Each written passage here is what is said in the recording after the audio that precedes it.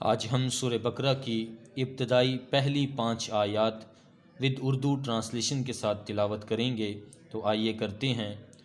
اعوذ باللہ من الشیطان الرجیم، بسم اللہ الرحمن الرحیم۔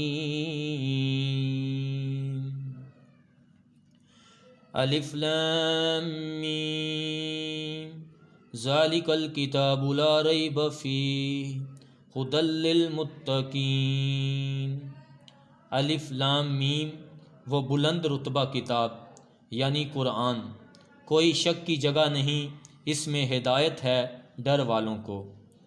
الذین یؤمنون بالغیب ویقیمون الصلاۃ ومما رزقناہم ینفقون۔ وہ جو بے دیکھے ایمان لائیں اور نماز قائم رکھیں اور ہماری دی ہوئی روزی سے ہماری راہ میں اٹھائیں یعنی خرچ کریں۔